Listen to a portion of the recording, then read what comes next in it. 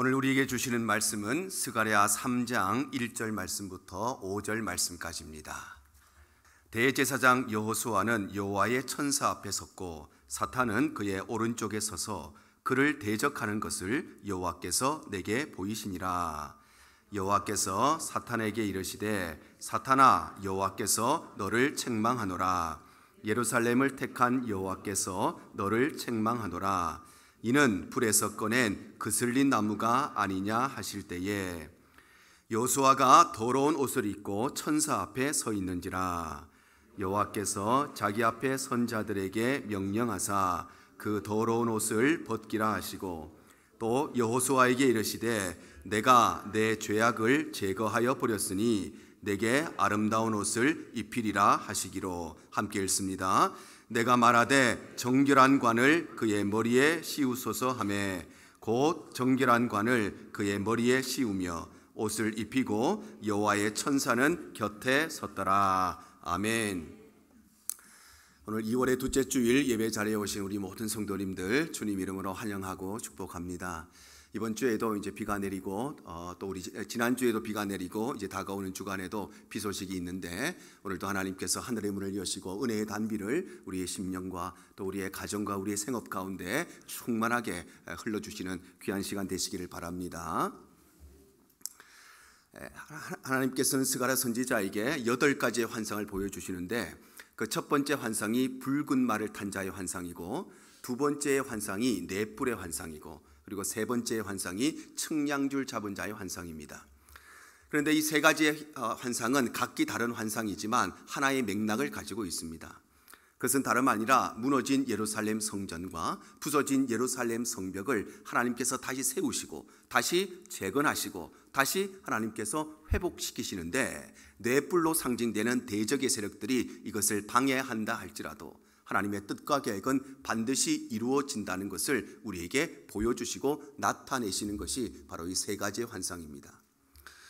그런가 하면 하나님께서 스가랴 선지자에게 네 번째 환상을 보여주시는데 그것이 바로 오늘 본문에 기록되어 있는 여호수아의 환상입니다. 오늘 1절 말씀이 이렇게 말씀하죠.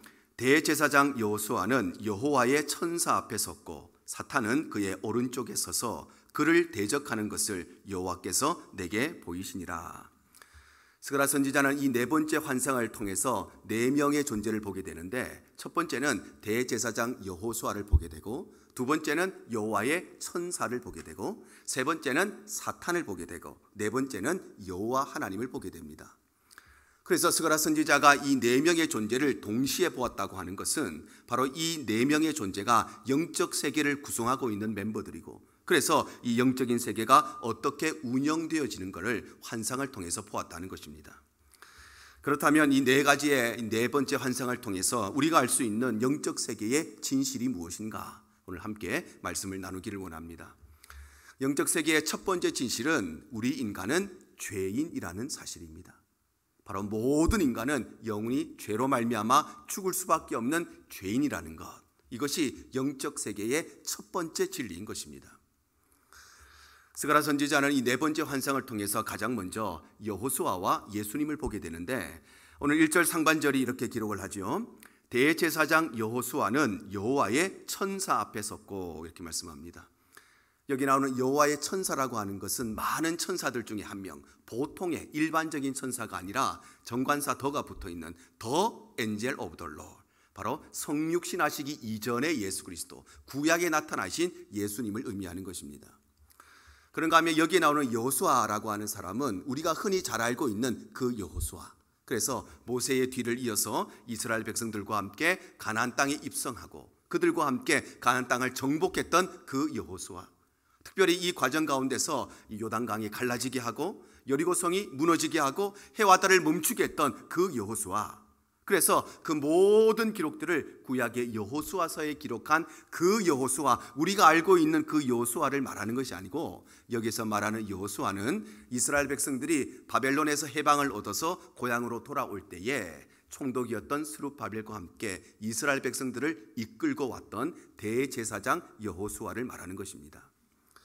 이 여호수아의 할아버지는 스라야라고 하는 대제사장인데 이 사람은 참으로 어려운 인생을 살았습니다. 예루살렘 성이 멸망하기 마지막 대제사장이 바로 이 스라야라고 하는 사람인데, 그래서 이 사람은 예루살렘 성전이 무너지는 것을 자신의 두 눈으로 똑똑히 보면서 바벨론의 포로로 잡혀서 그곳에서 처형을 당한 사람이 이 여호수아의 할아버지인 스라야라고 하는 대제사장입니다.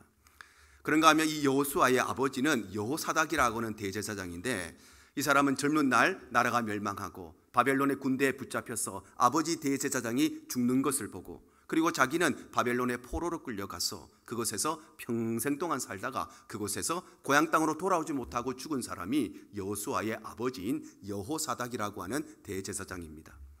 그래서 오늘 성경에 나오는 이 여호수아는 유대 땅에서 태어난 사람이 아니었습니다. 이방 땅에서 포로로 끌려간 그곳에서 태어나서 할아버지와 아버지의 뒤를 이어서 대제사장이 되었다가 이제 고레스 칙령이 발표되어서 이스라엘 백성들과 함께 고향으로 돌아올 때에 총독이었던 스룹바벨과 함께 이스라엘 백성들을 이끌고 왔던 사람이 대제사장 여호수아입니다. 그래서 정치적인 면에서, 국제적인 면에서 이스라엘 대표하는 사람은 총독이었던 스룹바벨이었습니다. 그런데 하나님 앞에서 이스라엘을 대표하는 사람은 바로 이 대제사장 여호수아였고, 그래서 이 사람은 이 땅에 살아가는 모든 그리스도인들을 대표하는 사람이 바로 대제사장 여호수아입니다. 그런데 여기서 중요한 것은 이 대제사장 여호수아가 하나님 앞에 이렇게 서 있는데 어떤 모습으로 서 있느냐. 오늘 3절이 이렇게 말씀을 하십니다. 여호수아가 더러운 옷을 입고 천사 앞에 서 있는지라.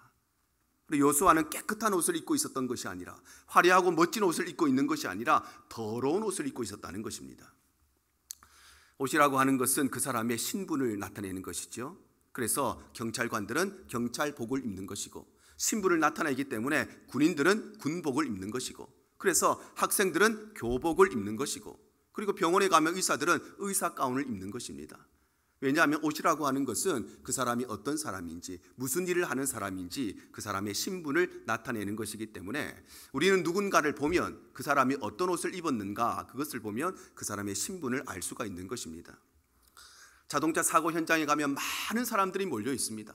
그런데 그 많은 사람들 중에서도 우리는 누가 누구인지 단박에 분별할 수가 있습니다. 왜냐하면 경찰들은 경찰복을 입고 있기 때문에, 구급대원들은 구급대원복을 입고 있기 때문에, 그리고 구경하는 사람들은 평상복을 입고 있기 때문에 아무리 많은 사람이 모여 있어도 저 사람은 경찰이구나, 저 사람은 구급대원이구나, 저 사람은 구경하는 사람이구나, 그 사람의 옷을 보고 그 신분을 알 수 있는 것입니다. 그런데 여호수아가 하나님 앞에서 어떤 옷을 입고 있느냐? 더러운 옷을 입고 있었다는 것입니다. 여기서 더러운 옷이라고 하는 것은 빨지 않은, 깨끗하지 않은, 세탁하지 않은 때가 묻은 옷을 말하는 것이 아니라, 더러운 옷이라고 하는 것은 더러운 사람이 입는 옷, 즉 죄인들이 입는 죄수복을 말하는 것입니다. 바로 여호수아는 대제사장에서 불구하고 깨끗한 옷, 거룩한 옷, 화려한 옷, 그런 옷을 입고 있었던 것이 아니라 죄인들이 입는, 더러운 사람들이 입는 죄수복을 입고 있었다는 것입니다. 왜냐하면 우리 모든 인간은 하나님 앞에서 죽을 수밖에 없는 죄인이기 때문에, 그래서 그 사람의 신분이 어떠하든지, 그 사람의 직분이 어떠하든지, 그 사람의 신앙의 연수가 어떠하든지, 세상 앞에서 그 사람의 학력이, 그 사람의 재력이, 그 사람의 사회적 지위가 어떠하든지 모든 인간은 하나님 앞에서 영원히 죽을 수밖에 없는 죄인이기 때문에, 그래서 대제사장이었던 이 여호수아도 더러운 옷, 죄수복을 입고 하나님 앞에 부끄러운 모습으로, 수치스러운 모습으로, 얼굴을 들 수 없는 모습으로 그 앞에 서 있었던 것입니다. 그래서 오늘 성경이 우리를 이렇게 표현하고 있습니다. 오늘 2절 하반절입니다. 이는 불에서 꺼낸 그슬린 나무가 아니냐. 불에서 꺼낸 그슬린 나무라고 하는 것은 불타다가 중간에 시커먼 숯검댕으로 그리고 빼낸 그런 나무를 말하는 것이죠. 그러므로 여기에서 말하는 불에서 꺼낸 그슬린 나무라고 하는 것은 아무 쓸모가 없어서 불에 태워서 없애버리려고 불에 던졌다가 불타는 중간에 다시 빼내온 그 나무, 즉 일말의 가치도 없는 나무라는 것을 의미합니다. 바로 우리 인간은 하나님 앞에서 어떤 존재인가? 우리 인간은 하나님 앞에서 일말의 가치도 없는 존재, 불에 태워서 없어져야 될 존재, 그것이 바로 하나님 앞에서 죄인인 저와 여러분의 모습이라는 것입니다. 그래서 사도 바울은 이 영적 세계의 첫 번째 진실, 모든 인간은 영원히 죽을 수밖에 없는 죄인이라는 이 진실을 깨닫고 난 뒤에 그가 고백하는 것이 내가 바로 죄인 중에 괴수라고 고백을 하는 것입니다. 사랑하는 성도 여러분, 우리의 신분이 어떠하든지 상관없이 우리의 직분이 어떠하든지 상관없이, 우리의 신앙의 연수가 어떠하든지 상관없이, 우리가 세상 앞에서 어떤 학력을 가지고 있고 어떤 재력을 가지고 있고 어떤 사회적 지위를 가지고 있든지 그것과 상관없이 저와 여러분은 하나님 앞에서 영원히 죽을 수밖에 없는 죄인의 신분임을 꼭 기억하시기를 바랍니다. 그래서 우리는 늘 십자가의 거룩한 빛 앞에 낱낱이 드러나는 나의 모습을 늘 인식하고 사는 것이 우리 성도들의 삶인 것입니다. 그럴 때에 우리는 죄인 중에 괴수라고 고백했던 이 사도 바울의 고백이 성경에 기록된 그 누군가의 활자의 기록이 아니라 이 고백이 바로 저와 여러분의 신앙의 고백이요, 바로 우리의 믿음의 고백이 되게 되는 것입니다. 영적 세계의 두 번째 진실은 마귀는 대적자라는 것입니다. 바로 마귀는 우리를 고발하고 우리를 비난하고 우리를 참소하는 대적자라는 것, 이것이 영적 세계의 두 번째 진실입니다. 스가랴 선지자는 이 네 번째 환상을 통해서 가장 먼저는 여호와의 천사, 즉 예수님과 그리고 그와 함께 있었던 여호수아를 보았고, 두 번째 누구를 보느냐? 사탄의 모습을 보게 됩니다. 오늘 1절 하반절입니다. 사탄은 그의 오른쪽에 서서, 이렇게 말씀하죠. 스가랴 선지자는 환상 중에 여호수아의 오른쪽에 서 있었던 사탄의 모습을 보았다는 것입니다. 그런데 중요한 것은 이 사탄이 여호수아의 오른쪽에 서서 무슨 일을 하고 있었는가 하는 것입니다. 오늘 1절 하반절 한 번 더 보시면 이렇게 말씀하십니다. 그를 대적하는 것을 여호와께서 내게 보이시니라. 바로 사탄은 여호수아의 오른쪽에 서서 무슨 일을 하고 있었느냐? 여호수아를 대적하고 있었다는 것입니다. 여기서 대적했다는 것은 크게 세 가지의 의미가 있는데, 첫 번째는 이 여호수아를 도덕적인 면에서, 윤리적인 면에서 비난을 했다는 것입니다. 그래서 과거에 여호수아가 지었던 모든 죄와 허물들을 다 들추어내어서 여호수아로 하여금 부끄럽게 만들고 창피하게 만들고 도덕적인 면에서, 윤리적인 면에서 얼굴을 들지 못하게 했다는 것입니다.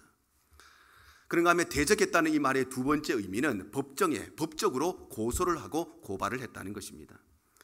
바로 사탄은 이 여호수아의 모든 죄와 허물들 다 들추어내어서 개인적으로 그리고 도덕적으로 아주 부끄럽고 창피하게 만들었을 뿐만 아니라 그 죄목을 가지고 법정에 가서, 하나님이 이끄시는 그 법정에 가서 직접 고소하고 고발을 했다는 것입니다. 그리고 대적했다의 마지막 세 번째의 의미는 이것을 통해서 참소했다는 것입니다. 참소라고 하는 것은 누군가를 비난하고 모함하고 헐뜯어서 그래서 두 사람 사이의 관계를 멀게 만드는, 그 두 사람 사이를 갈라지게 하는 것이 바로 참소입니다. 바로 마귀는 여호수아의 죄를 다 들추어내어서 양심적인 면에서, 도덕적인 면에서 참 부끄럽게 비난하고 그것을 직접 가지고 가서 고소하고 고발했을 뿐만 아니라 이것을 통해서 결국에는 하나님과 여호수아의 관계를 멀리 갈라놓으려고 했다는 것입니다. 이처럼 사탄은 우리를 대적하는 존재인데, 사탄이 대적했던 가장 대표적인 사람이 바로 구약에 나오는 욥이지요. 욥기 1장 9절과 11절이 이렇게 기록을 합니다. 사탄이 여호와께 대답하여 이르되 욥이 어찌 까닭없이 하나님을 경외하리이까? 이제 주의 손을 펴서 그의 모든 소유물을 치소서. 그리하시면 틀림없이 주를 향하여 욕하지 않겠나이까? 바로 사탄은 욥이 하나님을 경외하는 이유는 욥이 믿음이 좋은 사람이어서가 아니라, 그가 아주 인격이 뛰어난 사람이라서가 아니라, 그가 아주 예의가 바른 사람이어서 하나님을 경외하는 것이 아니라, 하나님께서 그에게 특별히 많은 복을 주셨기 때문에 그래서 하나님을 경외하는 것이지, 만약에 하나님께서 그에게 주셨던 모든 복을 다 거두어 가신다면 욥은 틀림없이 하나님을 욕하게 될 것이라고 고발하면서 결국에는 하나님과 욥의 관계를 멀리 격리시키고 떨어지게 만들려고 했다는 것입니다.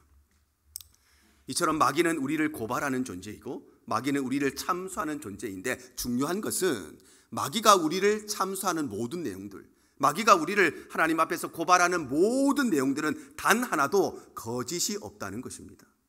마귀는 허무맹랑한 우리가 짓지도 않은 죄를 가지고 와서 우리의 죄를 고발하는 것이 아니라, 마귀는 우리가 지은 모든 죄악들, 그래서 우리가 부인할 수 없는, 내가 이런 죄를 짓지 않았습니다, 그렇게 부인할 수가 없는 분명한 팩트를 가지고 와서 우리를 고발한다는 것입니다. 그래서 사탄은 여호수아를 대적하는데, 여호수아가 짓지도 않은 허무맹랑한 죄를 갖고 와서 여호수아를 대적하는 것이 아니라 과거에 여호수아가 지었던 모든 사실, 그 팩트를 가지고 와서 누구도 부인할 수 없는 이 죄악을 가지고 와서 그를 바로 대적했다는 것입니다. 마틴 루터가 하나님의 말씀을 떠나서 그리고 복음의 본질에서 벗어난 중세 가톨릭 교회에 대항하여서 종교개혁을 일으켰습니다. 그런데 그를 핍박했던 이 가톨릭 교회의 이 권력이 얼마나 거대하고 두려웠는지 이 마틴 루터의 마음속에 내가 정말 이 종교개혁을 계속해서 해야 되는가? 아니 할 수 있는가? 아니 이제는 내 힘이 다 달했는데 그만해야 되지 않는가? 이 마음이 반복적으로 그의 마음을 지배하고 있었습니다. 그런데 그러던 어느 날 꿈속에 사탄이 나타납니다. 그리고 사탄이 나서 어떤 일을 하느냐? 과거에 마틴 루터가 지었던 모든 죄악들을 단 하나도 빠짐없이 빼곡히 적어서 이 마틴 루터에게 보여주는 것입니다. 마틴 루터가 그것을 보고 깜짝 놀랐습니다. 왜냐하면 그 마귀가 이야기한 자신의 죄목 중에 거짓말이 하나도 없었기 때문입니다. 그 모든 죄악들은 자기가 인정하지 않을 수가 없는, 부인할 수가 없는, 그야말로 빼도 박도 못하는 팩트들로 가득 차 있었기 때문에 그래서 도저히 이 일을 감당할 수가 없었던 것입니다. 그 죄악 앞에 마틴 루터가 얼마나 두려운 마음을 가지고 얼마나 무서운 마음을 들였든지 잠에서 벌떡 깨어나서 자기도 모르게 잉크병을 집어던집니다. 그리고 그 잉크병의 파편들이 지금도 마틴 루터가 거했다고 하는 발트부르크 성 안에 방 안에 가면 그 흔적들이 남아 있습니다. 이처럼 사탄은 아무런 근거가 없는 허무맹랑한 사실을 가지고 거짓말을 가지고 우리를 대적하는 것이 아닙니다. 우리가 빼도 박도 못하는 그 분명한 사실을 가지고 분명한 팩트를 가지고 우리가 부인할 수 없는 그 사실을 가지고 마귀는 우리를 대적하고 고발하고 참소하는 것입니다. 사랑하는 여러분, 욥을 대적했던 그 사단이 뿐만 아니라 오늘 대제사장 여호수아를 고발하고 있는 이 사단은 지금도 변함없이 울은 사자와 같이 삼킬자를 두루 찾아다니면서 우리를 대적하고 고발하고 참수하고 있다는 것을 꼭 기억하시길 바랍니다. 그래서 우리는 늘 말씀 안에 거해야 되고, 그래서 우리는 늘 기도로 충만해야 되고, 그래서 우리는 늘 은혜 가운데 거해야 되는 것입니다. 그럴 때에 우리는 이러한 사탄의 경계를 경계하면서 하나님 앞에 거룩하게 살아가고 정결하게 살아갈 수가 있는 것입니다. 영적 세계의 세 번째 진실은 예수님께서 변호자가 되신다는 것입니다. 바로 우리는 죄인이고 마귀는 우리의 죄를 고발하는 대적자인데, 그런데 예수님께서는 우리를 변호해 주시는 분이시라는 것입니다. 우리 인간은 죄로 말미암아 영원히 죽을 수밖에 없는 죄인이기 때문에 그래서 사탄은 우리가 무슨 죄를 지었는가 정확하게 하나도 빠짐없이 다 알고 있기 때문에 그 죄목을 가지고 우리를 참수하고 고발을 합니다. 그런데 이때에 우리의 변호자가 되어주시는 분이 바로 예수님이십니다. 요한일서 2장 1절 하반절입니다. 만일 누가 죄를 범하여도 아버지 앞에서 우리에게 대언자가 있으니 곧 의로우신 예수 그리스도시라. 여기 나오는 대언자라고 하는 것은 파라클레토스라고 하는 용어인데 이것은 옹호해 주는 사람, 변호사를 지칭할 때 이 용어를 사용하는 것입니다. 바로 우리가 연약하여서 부족하여서 죄를 범하였을 때 하나님 앞에서 우리를 변호해 주시는 분이 계시는데 그분이 바로 예수 그리스도시라는 것입니다. 그런데 문제는 사단이 우리 성도들을 대적할 때에 거짓말을 가지고 대적하는 것이 아니라는 것입니다. 허무맹랑한 거짓말을 가지고 이 사람이 이런 죄를 지었습니다 이렇게 하나님 앞에 고발하는 것이 아니라 우리가 지은 그 사실을 가지고 팩트를 가지고 하나님 앞에 고발을 한다는 것입니다. 이처럼 우리가 죄인이라고 하는 것 너무나 분명한 사실이고 뿐만 아니라 우리가 죄를 지었다는 증거는 너무 차고 넘치기 때문에 그래서 상식을 벗어난 궤변이 아니라면 우리의 죄를 변호할 수가 없습니다. 손바닥으로 하늘을 가르는 일이 아니라면, 정말 무작정 때를 쓰는 것이 아니라면 우리의 모든 죄악은 도저히 이성적으로 논리적으로 방어할 수가 없고 변호할 수가 없습니다. 그런데 예수님께서는 도대체 어떻게 우리를 변호하시는가? 우리의 죄는 너무 분명해서 그 어떤 변호사가 와도 그것을 변호할 수가 없는데 예수님이 과연 어떻게 우리를 변호하시는가? 예수님께서는 세상의 변호사들처럼 논리를 가지고 이성적으로 우리를 변호하시는 것이 아니라 그렇게 해서는 변호가 안 되기 때문에 그래서 예수님은 아예 우리의 모든 죄를 뒤집어 쓰시고 십자가에서 죽으심으로써 우리의 모든 죄악을 완전히 없애버리시는 것입니다.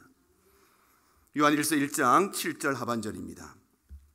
그 아들 예수의 피가 우리를 모든 죄에서 깨끗하게 하실 것이요. 예수님께서는 이성적으로 논리적으로 우리를 변호하시는 분이 아닙니다. 왜냐하면 우리의 죄악은 논리적으로 변호가 안 되기 때문입니다. 그래서 예수님께서는 그 모든 죄를 대신 짊어지시고 십자가에서 죽으심으로써 우리의 모든 죄악을 완전하고 깨끗하게 하신 것입니다. 그래서 예수님께서는 머리에 가시면류관을 쓰셨습니다. 왜냐하면 우리가 생각으로 지은 모든 죄들을 예수님께서 뒤집어 쓰셔서, 그래서 이를 통해서 우리를 변호하시기 위함인 것입니다. 예수님께서는 온몸의 채찍질을 당하셨습니다. 왜냐하면 우리가 몸으로 지은 모든 죄악들을 예수님께서 뒤집어 쓰셔서 이를 통해서 우리를 구원하시고 변호하시기 위함입니다.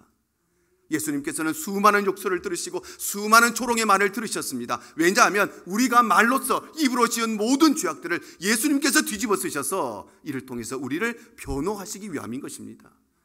예수님께서 손과 발에 못이 박히셨습니다. 왜 그럴까요? 우리가 손으로 지은 죄들, 우리가 발로 지은 죄를 예수님께서 뒤집어 쓰셨기 때문에 대신해서 그 고난을 당하시고 이를 통해서 우리의 변호자가 되시는 것입니다. 예수님께서 옆구리에서부터 심장까지 창에 찔리셨습니다. 왜냐하면 우리가 마음으로 지은 모든 죄들을 예수님께서 대신 덮어 쓰시고 그리고 그 모든 그 고난을 감당하신 것입니다. 그리고 더 나아가서 예수님께서는 십자가에서 죽으셨습니다. 왜냐하면 우리는 너무너무 분명한 죄인이기 때문에, 우리의 죄악은 그 어떤 논리와 이성을 가지고 와도 도저히 방어할 수가 없고 변호할 수가 없기 때문에, 그래서 예수님께서는 아예 우리의 모든 죄를 짊어지시고 십자가에서 그 죄값을 치르고 돌아가심으로써 우리의 모든 죄악과 허물을 원천적으로 없애주시고 원천적으로 사라지게 하신 것입니다. 사랑하는 성도 여러분, 예수님께서는 우리의 변호자가 되시는데 예수님께서는 우리를 논리적으로 변호해 주시는 것이 아닙니다. 우리는 너무나 분명한 죄인이라서, 그래서 어떤 논리를 가지고 와도 우리의 죄악은 변호할 수가 없어서, 그래서 예수님은 아예 우리의 모든 죄를 짊어지시고 십자가에서 죽으신 것입니다. 그래서 우리의 삶은 날마다 순간마다 이 대속의 은혜 가운데, 날마다 이 십자가의 은혜 가운데 살아가는 것이 우리 성도들의 삶인 것입니다. 그럴 때에 우리는 언제나 이 십자가의 은혜, 이 십자가의 능력 가운데 승리하며 살아가게 되는 것입니다. 영적 세계의 네 번째 진실은 하나님께서 재판장이 되신다는 것입니다. 바로 우리 모두는 죄인이고 마귀는 우리를 대적하는 존재이고 예수님은 우리를 변호해 주시는 분인데, 하나님은 어떤 분이신가? 하나님은 이 모든 것을 판단하시고 결정을 내리시는 재판장이 되신다는 것, 이것이 바로 네 번째 진리인 것입니다. 스가랴 선지자가 이 네 번째 환상을 통해서 가장 먼저는 예수님과 여호수아를 보았습니다. 그리고 두 번째로는 사탄을 보았습니다. 그리고 마지막 세 번째로는 하나님을 보게 됩니다. 오늘 2절 상반절입니다. 여호와께서 사탄에게 이르시되 사탄아, 여호와께서 너를 책망하노라. 예루살렘을 택한 여호와께서 너를 책망하노라. 바로 스가랴 선지자는 하나님을 보게 되는데 하나님께서 무엇을 하고 계시느냐? 사탄을 책망하고 계셨다는 것입니다. 그런데 하나님께서는 왜 죄를 지은 우리 인간을 책망하시는 것이 아니고 왜 사탄을 책망하고 계실까요? 우리가 죄인이라는 것이 너무나 분명한 사실입니다. 이것은 빼도 박도 못하는 사실입니다. 어떠한 논리와 이성으로도 변호가 안 되는 죄들입니다. 그리고 무엇보다도 사단이 우리를 비난할 때에, 사단이 우리를 고발할 때에, 사단이 우리를 참수할 때에 사단의 모든 말들은 단 하나도 거짓말이 없습니다. 다 우리가 지은 팩트들을 가지고 그가 고발하는데, 그런데 왜 하나님께서는 너무나 분명한 우리 인간을, 죄인을 향해서 책망하시는 것이 아니라 정당한 근거를 가지고, 확실한 근거를 가지고, 거짓말하지 아니하고 누구도 부인할 수 없는 팩트를 가지고 이성적으로 논리적으로 우리를 고발하는 이 사탄을 책망하고 계시는가 하는 것입니다. 왜 하나님께서는 우리 인간이 죄인이라는 것 다 아심에도 불구하고 우리가 지은 모든 죄목들도 다 알고 계시고 우리가 의롭지 않다는 것도 하나님은 다 아시는데, 그리고 마귀가 하는 모든 말들도 거짓말이 아니라 팩트라는 거 다 알고 계시는데, 그런데 왜 하나님께서는 우리를 책망하시지 않고 마귀를 책망하시는가? 그 이유는 다름 아니라 바로 우리의 대속자 되신 예수님께서 우리의 변호자가 되시기 때문입니다. 로마서 8장 33절과 34절입니다. 누가 능히 하나님께서 택하신 자들을 고발하리요? 의롭다 하신 이는 하나님이시니 누가 정죄하리요? 죽으실 뿐 아니라 다시 살아나신 이는 그리스도 예수시니 그는 하나님 우편에 계신 자요 우리를 위하여 간구하시는 자시니라.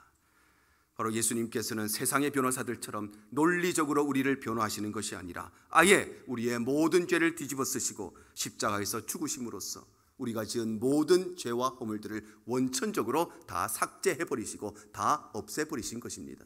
그래서 하나님께서는 더 이상 비난할 내용이 없고 고발할 내용이 없고 참수할 내용이 사라져버렸기 때문에, 그래서 하나님은 우리가 죄인이라는 것을 다 알고 계시지만 예수 그리스도의 피가 그 모든 죄악을 다 없애버리셨기 때문에, 그래서 더 이상은 존재하지 않는 내용을 가지고 우리를 고발하고 있는, 더 이상은 이 땅 가운데 없어져 버린, 사라져버린 내용을 가지고 우리를 고발하고 있는 이 사단을 하나님께서는 책망하시는 것입니다. 이처럼 하나님께서는 무조건 덮어놓고 우리를 용서하시지 않습니다.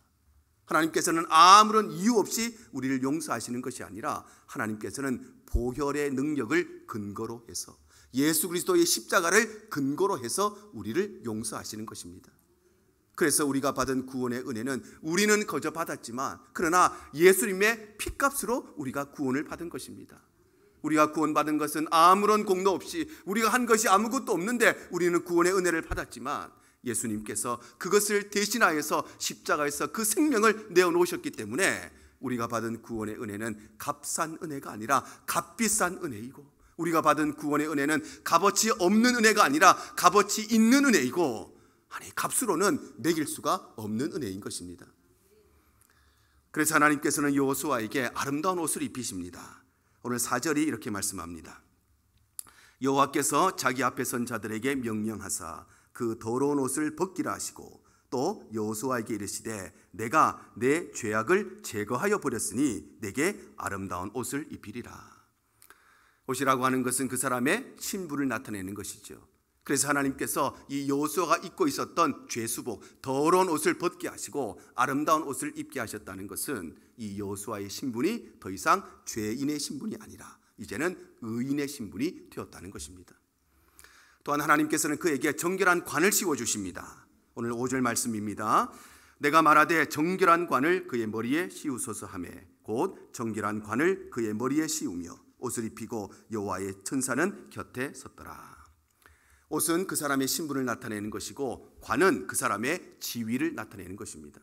그러므로 하나님께서 이 여호수아에게 관을 씌워주셨다는 것은 여호수아는 그냥 구원받은 사람, 그냥 하나님의 백성이 되었다 이 정도가 아니라 관을 씌워주셨다는 것은 하나님을 아바 아버지라 부르면서 왕이신 하나님의 그 힘과 능력과 그 은혜를 함께 누리는 하나님의 자녀로서 그를 세워주셨다는 것입니다. 사랑하는 여러분, 사단이 우리를 고발하는 모든 내용은 단 하나도 빠짐없는 팩트이고 사실이고 그 누구도 부인할 수가 없는 것이지만, 그러나 예수님께서는 우리를 이성적이고 논리적으로 변호하시는 것이 아니라 논리적으로는 변호할 수가 없기 때문에 우리의 모든 죄악을 덮어쓰시고 십자가에서 죽으심으로써 우리의 모든 죄와 허물을 깨끗하게 하셨음을 꼭 기억하시기를 바랍니다. 그래서 우리는 이 은혜를 인하여 의인이 되었고 이 은혜로 인하여 하나님의 자녀가 된 것입니다. 이것이 바로 우리 성도들의 고백이고 이것이 바로 우리의 믿음인 것입니다. 이와 같이 스가랴 선지자는 이 네 번째 환상을 통해서 네 명을 보게 됩니다. 첫 번째는 여호수아를 보고, 두 번째는 여호와의 천사 즉 예수님을 보고, 세 번째는 사탄을 보았고 네 번째는 하나님을 보았는데, 스가랴 선지자가 이 네 명을 동시에 보았다는 것은 이 네 명이 영적 세계를 구성하고 있는 그런 존재들이고, 그리고 이 영적 세계가 어떻게 운영되고 있는가를 그가 보았다는 것입니다. 바로 이 말씀을 통해서 우리가 발견해야 될 영적 세계의 진실은 우리는 영원히 죽을 수밖에 없는 더러운 옷을 입고 있는 죄인이라는 것. 그래서 마귀는 우리가 지은 그 죄악을 가지고 하나님 앞에 우리를 고발하고 참사하고 있다는 것. 그래서 예수님께서 우리를 변호해 주시는데 논리적으로 변호하시는 것이 아니라 예수님은 십자가의 죽음을 통하여 그 죄를 없애주신다는 것. 그래서 하나님은 우리가 죄를 지었다는 것 다 알고 계심에도 불구하고 이제는 없어져 버린 그 죄목으로 우리를 고발하고 참수하는 마귀를 하나님께서는 책망하신다는 것입니다. 지난주 뉴스를 보는 중에 제 마음에 꽂힌 한 사람의 인터뷰가 있었습니다. 그분이 인터뷰하면서 이런 말씀하시더라고요. 진실을 말하는 것이 이렇게 힘들 줄 몰랐습니다. 그런 인터뷰였습니다. 여러분, 진실을 말하는 것이 왜 그렇게 힘들까요? 진실을 말하는 것이 어려운 이유는 진실을 인정하지 않으려고 하는 사람들이 있기 때문에, 진실을 부인하려고 하는 사람들이 있기 때문에 진실을 말하는 것이 어렵게 된 것입니다. 그런데 진실이라고 하는 것은 누군가가 그것을 부인한다고 해서 그것이 진실이 아닌 것이 아니고, 그것을 긍정하든 부정하든 진리는 영원한 진리이고 진실은 변함없는 진실인 것입니다. 이와 동일하게 우리가 죄인이라는 사실, 그리고 마귀는 우리의 참소자라는 사실, 예수님께서는 죽음으로써 우리를 변호하신다는 사실, 그래서 하나님은 우리를 책망하시는 것이 아니라 마귀를 책망하신다는 것, 이것은 그 누구가 부인하든 부인하지 않든 하나님이 우리에게 말씀하시는 영적 세계의 진실이고, 이거는 누가 알든지 모르든지 그것과 상관없이 성경이 우리에게 분명히 선포하시는 영적 세계의 진실인 것입니다. 그래서 우리는 하나님께로 돌아가고, 그래서 우리는 말씀으로 돌아가고, 우리는 다시 은혜 가운데 돌아갈 때에 우리는 이 십자가의 은혜를, 이 대속의 은혜를, 이 십자가의 보혈의 능력을 우리의 삶 가운데 누리며 승리하며 살아가게 되는 것입니다. 우리 대형의 모든 권속들이 오늘 이 말씀을 기억하시고, 나는 하나님 앞에서 십자가의 빛 앞에 더러운 옷을 입고 있는 더러운 죄인이지만, 그래서 마귀는 우리를 참수하지만 예수님께서는 우리를 대신하여 십자가에서 죽으심으로 하나님은 우리를 더 이상 정죄하시지 않고 우리에게 거룩한 옷을 입혀주시고 우리에게 정결한 관을 씌워주시고 우리가 이 땅 위에 하나님의 자녀로서 승리하며 살게 하시는 그 은혜를 이번 한 주간 우리의 일평생의 삶 가운데 늘 누리며 살아가는 우리 대형의 모든 권속들 되시기를 주님 이름으로 축복합니다. 주님